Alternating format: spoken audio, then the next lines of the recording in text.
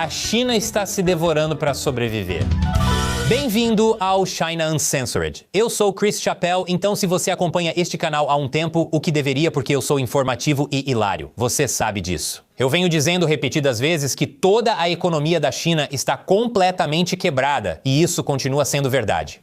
Ela está assolada pelos efeitos contínuos do colapso imobiliário, alto desemprego entre os jovens, um mercado de trabalho horrível, baixa confiança do consumidor, crise demográfica, uma dívida gigantesca de trilhões e muito mais.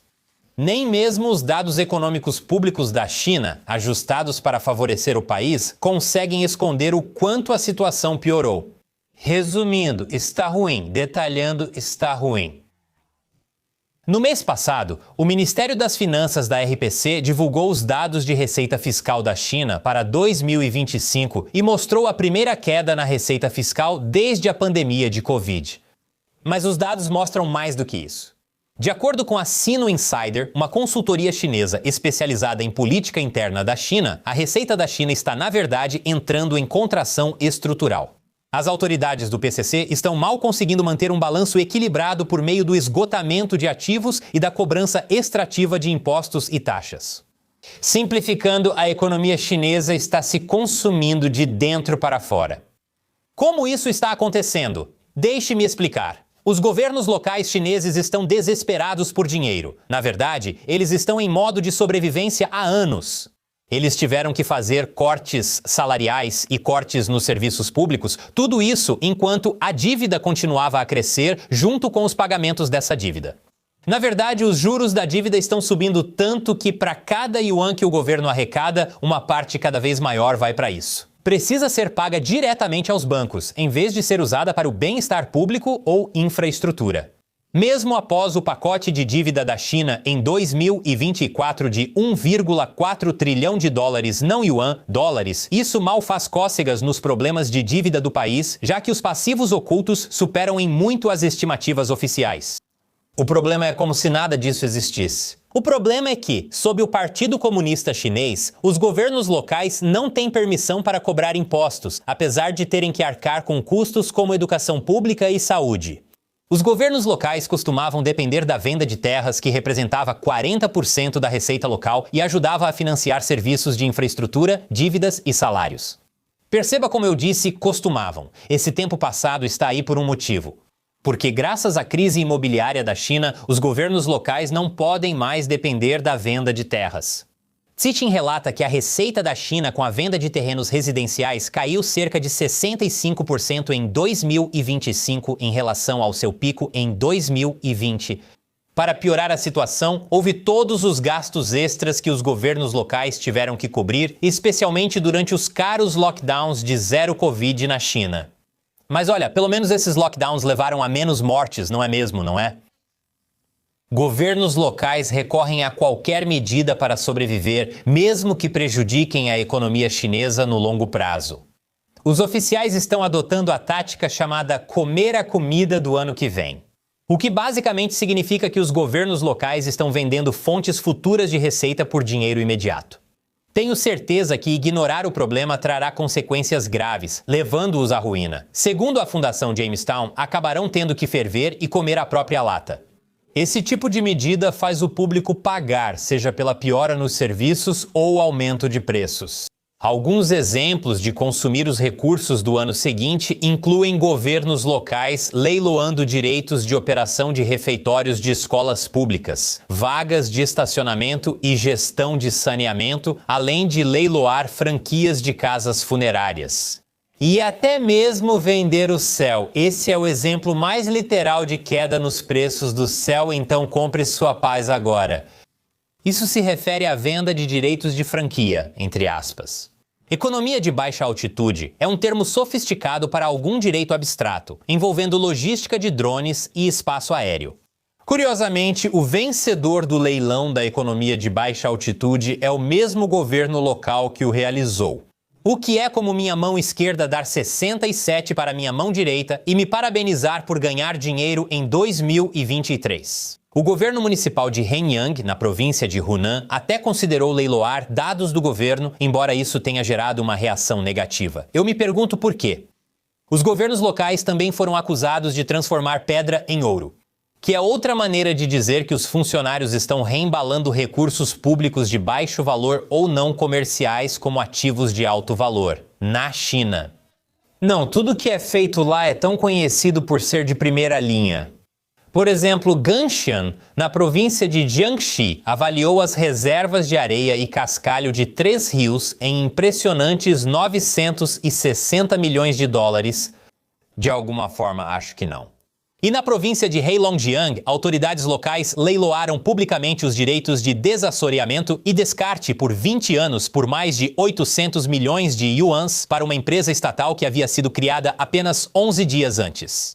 Parece mais um caso de alguém dando o dinheiro para si mesmo. Mas por mais atraente que possa parecer vender ativos à torto e à direito para ganhos de curto prazo, há um problema. Os governos locais estão ficando sem coisas para vender.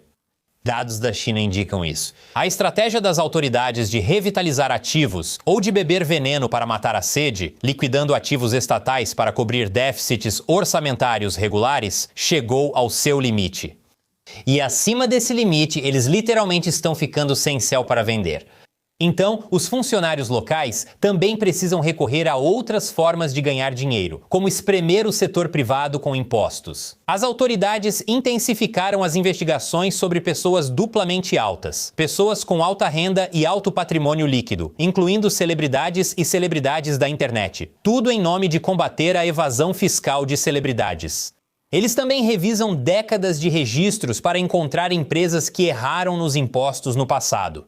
O que parece ser uma boa governança, mas na verdade é corrupção disfarçada. As autoridades chinesas usaram registros de décadas atrás para perseguir uma empresa de bebidas alcoólicas que anunciou que teria que devolver 85 milhões de yuans em impostos e uma empresa de engenharia química que anunciou que teria que devolver quase 100 milhões de yuans em impostos.